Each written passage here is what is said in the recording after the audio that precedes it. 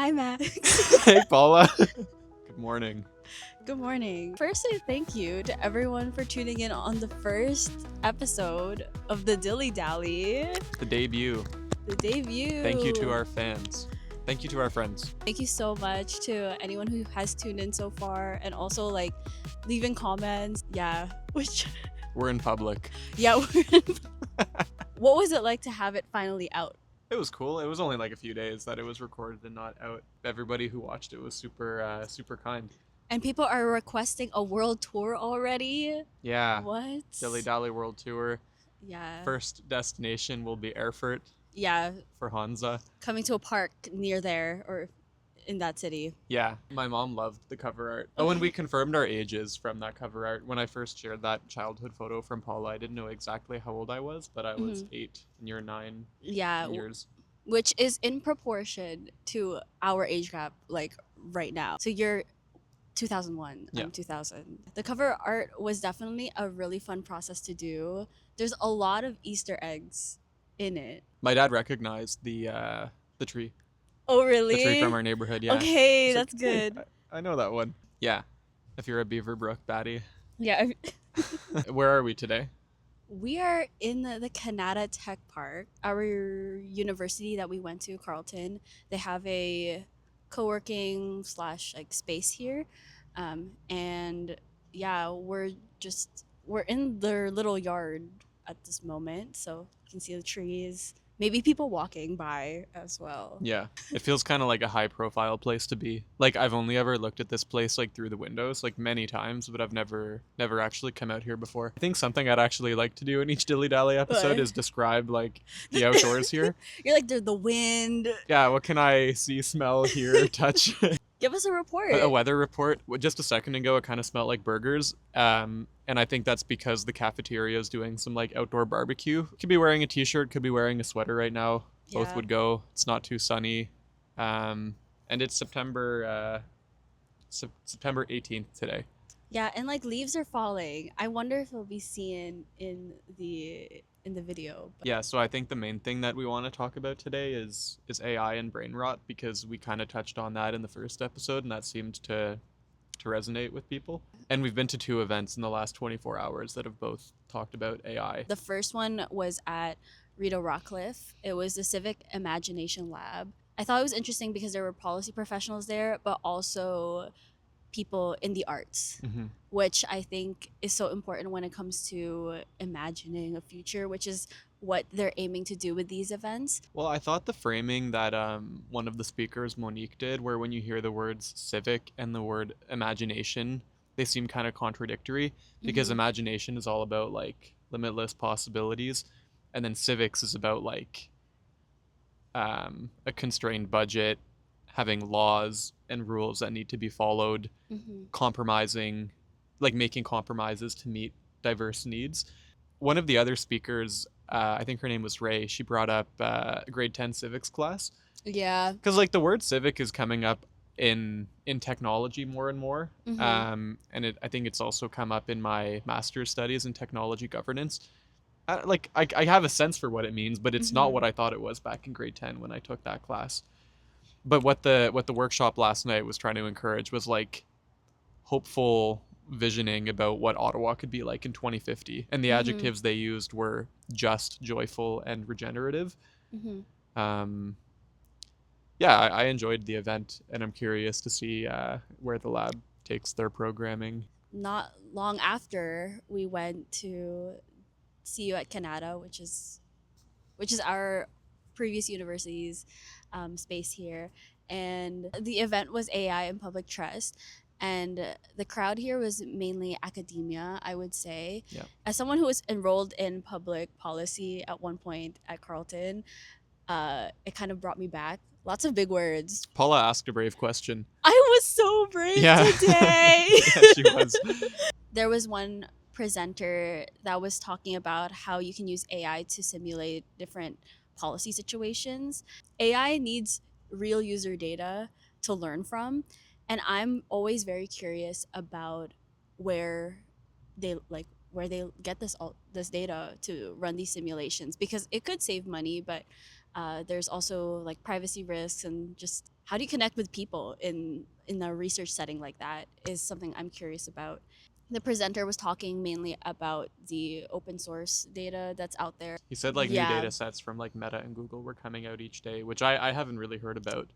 But calling yeah, that like open source data is like, I mean, that's people's data that they've yeah. That's collected why I'm like, from their products, I think. yeah, that's why I'm still trying to wrap my head around it, and that's the question I'm like trying to understand. What were your thoughts on just everything? I mean, on the topic of brain rot, I feel like I didn't really process much of what we heard this morning. Like, there were like three rapid fire, like very intense talks. Mm-hmm. Like, one of them covered like three different papers in 10 minutes.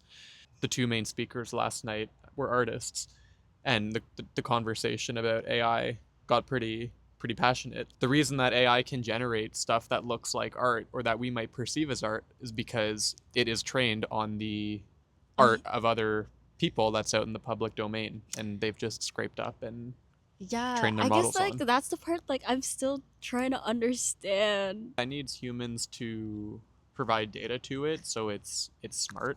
Mm-hmm. It needs humans to be in the loop and kind of give oversight on what it's producing and if it's useful Yes. to meet the organization's goals, assuming an organization's using it. Uh-huh. But then, like, the governance issue is a whole other one. Like, should all people be participating in defining the values that these AIs are also constrained to, which also came up a few times today. Basically, Max and I have been learning a lot from the community about AI. Like today we want to talk about how we started using AI, Mm-hmm. right? Mm-hmm. And then a bit of like what the F is brain rot. Yeah. Where has your AI usage gone from there when it first Yeah, came out? Alex, our mutual friend, and Max are very up to date with like new tech that's like useful for workflows. And they're actually the ones that introduced me to ChatGPT in 2022 in the fall. And I remember ChatGPT wasn't even a chat yet. It was just a box. Like the playground? Yeah. Yeah. And just I just wanted to like put in some of the assignment prompts as well just to see like what the hell this thing generates. Just because I wasn't familiar with some of the issues that we were talking about in class. So that gave me like a starting point, and then I would actually dive into the literature. But yeah, I remember also asking like this chat GPT, I don't know, Justin Bieber likes his fans. Like, does BTS love me? Like, just to see like what is the emotional part of it. I don't think anything really came out of that, but I remember I was just laughing at Loeb with my friends about it. I remember I heard about it in a podcast with to name drop a few people that like uh, I think saw this generative AI stuff coming really early. A podcast with Daniel Schmachtenberger, Mm-hmm. speaker John Ash, and Jamie Joyce. Um, John Ash was working with the GPT-3 API really early on and had like a fine-tuned version of it that he used to create a model that he called Iris. And he had this whole vision for what a future democracy and economy could be like, where AI was supporting governance. Like people would collectively speak into a large language model, Mm-hmm. and the AI would kind of output a synthesis of what the people were feeling and what a good policy solution might be. That's like a very like vague overview of what his vision kind of was. He called it cognicism. But anyway, I remember in that podcast in the video version seeing like this demo of like a chat where you would like type in text and then it would like spit out text, kind of like Mm-hmm. Siri, but it was like much more custom and dynamic than anything like Siri or Alexa had done before. And then I started using it myself and was like, holy crap, like the computers can talk. Like it was like the movies, Yeah. uh, like Ex Machina. I feel like when you get like such a powerful technology like that, it's like overwhelming to know what to do with it. Because really, we've been given like all of like humanity's knowledge on the Mm-hmm. internet in a totally customized format where you can learn at your pace with it. You can ask it if BTS or Justin Bieber love you. You can ask it like, hey, what are the secrets of the universe, and it'll come up with something. Like that's a weird technology, I think, for people to kind of wrap their heads around and know Mm-hmm. what to do. Like I want to ask more about the quality of responses you're getting when Yeah. you're putting in the prompts. Okay, well, one thing that I think is double-edged about it is that you can just word vomit into it and kind of give it a gist of what you want to learn about and what you feel about that topic Mm-hmm. without having fully processed your learning intention yourself before you give Yeah. it to the AI, and it can give you something back that is helpful, but it's also often confirming what you want to hear. Yeah, what is it called? It's like a bias. Yeah. Oh, like Relevant. confirmation Yeah, bias? confirmation Yeah. bias. Is it in a way like that? Yeah, I think so. Yeah. How do you get an AI to decide what's true and when to tell a user that they're wrong? I'm actually using AI a bit for my resumes and cover letters. Yeah. You know how people go in and out of dating apps? Um, and there was this tweet that was like contemplating a Hinge re-download, like a dog wanting to check if the electric fan still works just one last time. And with AI, I find like sometimes I do get lazy and I just put it in, and I put like some prompts in and let it figure it out for me. And then it spits out like BS that I have to rewrite it anyways. So sometimes I do feel like a dog wanting to check if the electric fence still works just one last time. Wait, that was an output from the AI, or that's what? That's a tweet. Or the output from AI is just like it's like an electric fence. It's just Oh, I get what you're I saying. gotta check the bullshit Yeah, yeah, yeah, that it's gonna produce that I have to redo anyways. for sure. But sometimes it's still pretty good, and I Yeah. agree that it can let you get lazy, Yes. and I think that for me is where like it becomes brain rot.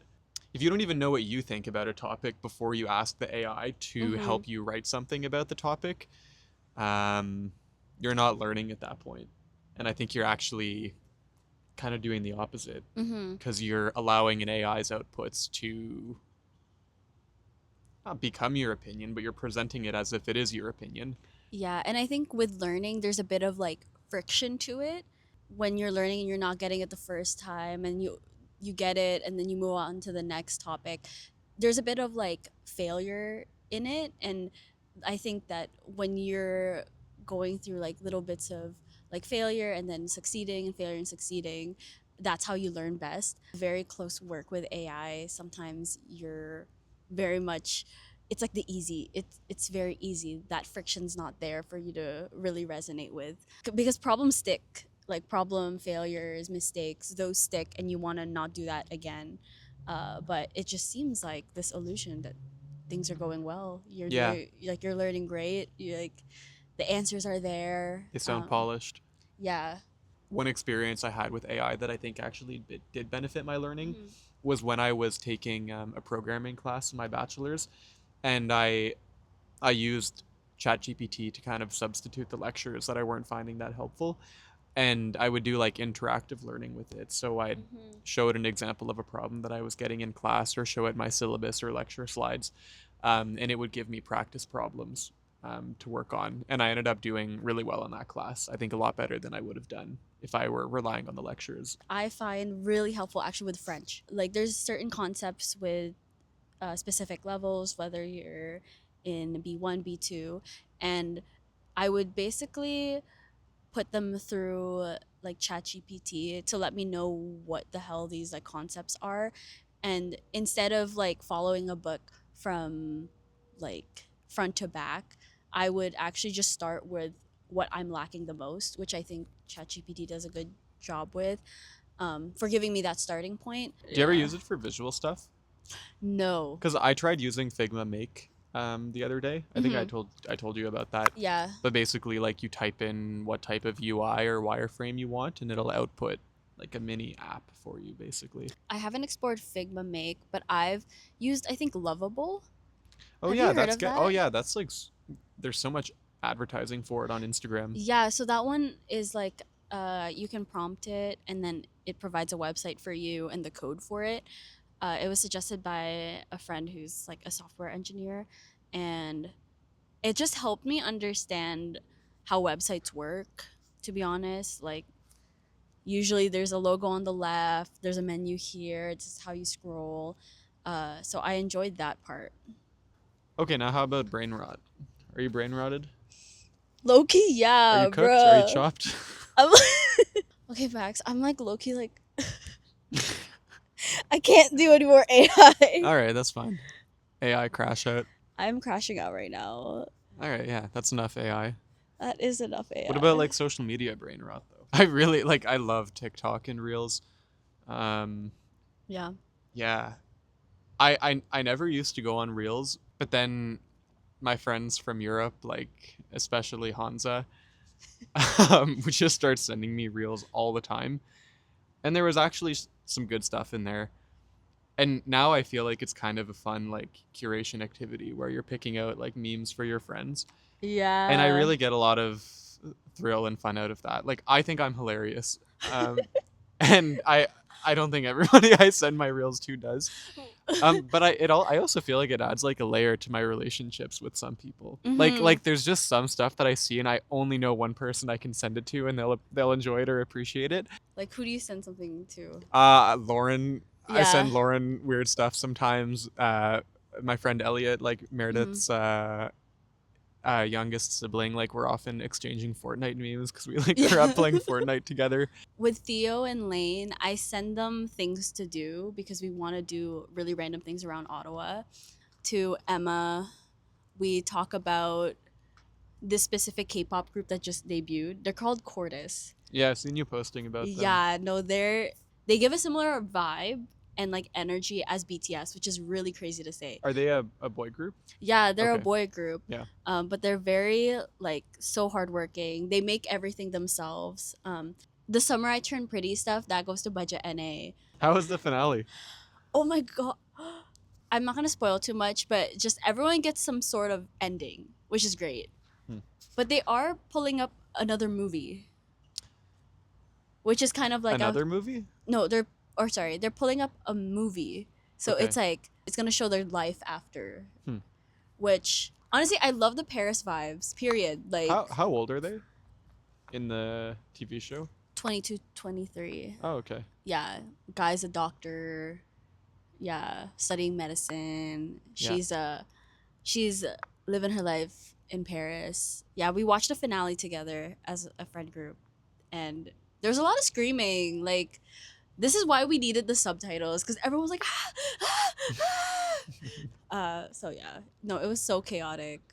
Okay, we were talking about reels, Yeah. and it was funny because you started sending me reels, but then the reels are like static screens, and there's just words on them. The ones that I send Yeah, you? and I'm like, brother, this could be a tweet. Yeah, I Like, guess so. but I'm not on TikTok anymore Oh for yeah. this very reason of brain rot. Yeah, Paula's a good person to talk to about combating brain rot. Like Paula's got systems in place. I'm one of those people who was notorious of like announcing to her close friends, like, guys, I'm taking a break from social media. And yeah, so I would kind of be on and off with social media mainly because of school. And it was actually around March 2024 when I gave up TikTok because I realized how much hours I was spending on it. And like, you're just like, I was like scrolling and just trying to get the dopamine hit, like trying to, because there are some days, man, where it's like hit after hit after hit, but I realize like I'm just scrolling at this point and I'm not creating. I think that's the part where I'm like, I want to make sure I balance the amount of I consume and the amount I create, and I like to create more, um, and that's more satisfactory to me. And yeah, I quit. This was during your exam slash like midterms of your like last semester. You had like Max had really big deadlines, and I also was just spending too much time on TikTok. Yeah. And we're like in the car and we're like, okay, like we gotta get our shit together. Let's delete TikTok. Yeah. I delete TikTok indefinitely. Like, Oh, that was it. yeah, that was the last time I've Ah. ever. Disclosure: I do use TikTok, but as a search engine, and it's specifically uh, on desktop or my iPad. so I don't actually have it like easily accessible. You made the quit, but you also have screenzen. Screenzen. Sponsor her. So Apple has the time limit, right? But you can always surpass it. Like, no, just give me 5 more minutes. Give me like 50 more minutes. ScreenZen will not let you in. Sometimes you have to write like an intention of why you're gonna be in it or why you're gonna use the social media. Um, and you can play math games. You can play Wordle. You can. It's trying to distract you and, in a way, deter you from actually logging into the app. Yeah, I got my screen time down 30% when I first implemented screenzen, which is a big deal. I I was reflecting on I think what brain rot is. Okay. I have some takes. So I think like brain rot isn't specific to social media or AI. Mm-hmm. Um, but that term is like really resonating with people our age because I think we've grown up in a time where there's so much like I don't know what the right word for it would be, but like highly accessible dopamine, like dopamine that doesn't require work to get. Yes. There's been so much of that available to us in our lifetimes, like processed foods, sugar. I think of these like kind of like smutty teen fantasy books as I Mm-hmm. kind of perceive those as brain rot. I Yeah. think video games can be a form of brain rot as well as social media AI, and I'm sure people can think of like many others. Mm-hmm. But I think it's that feeling of when you're doing something kind of mindlessly, and like you were saying, like you're chasing that dopamine, like you're like a dog. Yeah. Like you're like a dog going back to the electric fence, like Yeah. just to feel something. Like Mm-hmm. when you know that you're doing it mindlessly, but you can't stop. I think a lot of people are familiar with that feeling now, and I think that's part of the reason the term brain rot is so popular right now and was like word of the year by one Yeah. of the dictionaries last year It was, yeah, it was word of or the this year. year. Yeah. Word of the year 2024, I think. Okay. Yeah. Yeah, it's tough with like big topics like that to kind of just riff on it. I feel Mm-hmm. like you need to come with a few points that you want to say. I feel like I found my point about brain rot 5 minutes ago while you were talking. With like a lot of the art that you create, like this being an example of one, Mm-hmm. I feel like this requires a decent amount of preparation. I don't know, maybe that's something we're gonna figure out a bit more podcasting. But like when you like to Yeah. create, do you kind of just go for it, or how often with projects are you planning ahead? Like here's what I want to execute. There's a saying of slow prep, fast execution. My reels, they are scripted to make sure like I'm to the point. So it's just like I'm making sure the story makes sense, and then when it's like filming, editing, it's like I can like do all that in like 2 days. And it's very quick. And I think with this podcast, it's like the idea was brewing. It's like, oh, Max, you're back from Estonia. I've got some mics. I've got a camera to use. Very like slow. But then I think once we were like, oh shit, like we can actually do it. Right after the first episode, I was on to editing right away. Yeah. And I was using basically my skills from the reels where I cut out a lot of bits on here. The first episode is actually an hour, probably 70 minutes, and I was able to cut it down around 50%. Yeah. So that it is easier for people to digest. Yeah. And honestly, it allows it to be easy to edit and easy to listen to, because if you're gonna be listening to like a long-winded thing, it's really boring to listen to. Yeah. So yeah, no, it's very like slow and then it's fast. And it's the same thing I did with the cover art. Do you want to talk about the experience of creating the cover art and doing the edit? I was pretty stuck, but I also didn't want to use any like AI or like Canva. Like I wanted it to be very much like us, and I didn't know how to convey that. But I have a Valley poster. Valley's my favorite band. There's a poster in my room, like from their Water the Flowers, Pray for the Garden. Also, like another added lore is that Valley's a Canadian band from Ontario, specifically from suburban Ontario, Oakville. Oh, I didn't know that. So in their album art, there's like dandelions, and dandelions, I find them, that is so suburb. Like you see that shit everywhere. Yeah. So I wanted to, in a way, convey that in the cover art, that green feeling.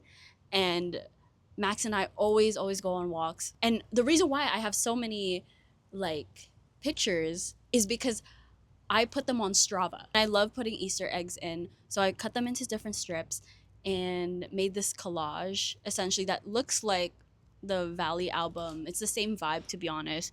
Makes sense because we're all suburban baddies. I wanted a photo of Max and I, but like, what's very endearing? And I thought childhood photos. What about the feeling of the creation, like the rush? I Because went you described it very intensely. I went crazy. I was like, am I okay? That's what I mean. It's just like, it was slow. It was like, oh, what am I gonna make? What am I gonna make? And I showed up and I showed up. And then boom, it just like hit. And it's just like, go, go, go. And also, another added layer is that our two neighborhoods is in the background, Yeah, sneaked in. it's pretty clever. Yeah, when you sent the stuff at 2 a.m., I think I was at the performative mail party. Did people dress up? People did dress up. Okay, period. Yeah, yeah. People went for it. A good amount of like feminist literature in back pockets. Yeah. A lot of tote bags. I Mhm. think, speaking personally, I think I had some of the best. Did anyone have Miffy? No, I was the only one with Miffy, Ah, and I thought it was great. maybe Like- they just didn't have any friends who have / love Miffy. Yeah. Well, I don't know any other friends that love Miffy, to be honest, Paula. Some guy had a very fancy Labubu. I think it was like a Prada Labubu. Oh, Or, it might have been one of those like Labubus where it's like it's wearing like a costume that's like Yeah, Prada. it might have been that. Yeah. I only saw it briefly, but the party was all right. It was cool. I basically played beer pong for like 3 hours straight. But it was some of my best beer pong of my life, if I do say so myself. Yeah, what is it about beer pong that you find Oh my fun? God. Like I think this is another form of brain rot for me. I love beer pong. I didn't know that about you actually. When you Yeah. were like, yeah, I played beer pong. I'm like, how was it? Was it fun? Yeah. Oh, so fun. You can meet new people when you're playing, and even if you don't feel like chit-chatting, you can just focus on playing. So it's kind of like, I don't know, it's kind of just like a nice way to pass the time. Do you think you're good at it? Yes. Okay. And what if you're teamed up with someone who is not good? How does that make you feel? It's all right. Just keep shooting your best shot. Okay. It can be frustrating when you're like really wanting to win, but if you're really wanting to Yeah. win that hard, it's not fun. Okay, So it's about like taking it not too seriously Okay. and just kind of playing your best, the best you can. you don't need to win, do you? No, but the satisfaction of getting the cup that you were aiming for, Yeah. is like an insane dopamine. Okay, hit. I'm like an amateur. So do you bounce it or do you like throw it in? You throw it directly in, depending on the rules you're playing with. And this is another part of the fun is like depending on who you're playing with and Yeah. whose house you're in, they're gonna have different rules about what's allowed and what's not. Usually, if you bounce it and it goes in the cup, that would be worth 2 cups.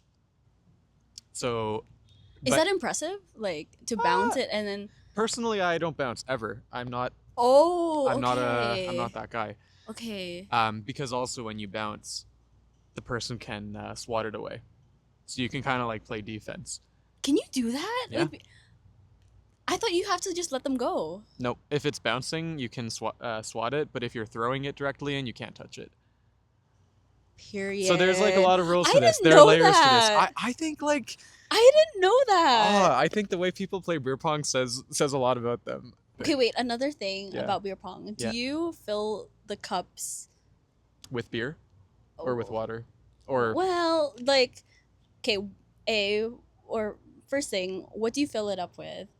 And like the other question is how much of the cup? great questions. I always play with them filled with water because I think like either you're going to waste a lot of cups or you're going to reuse the same cups if you're Mhm. putting actual beer in them, which is gross. Uh-huh. So you just put water in them. Oh And then my how much? God. I don't know. You just got to feel it out.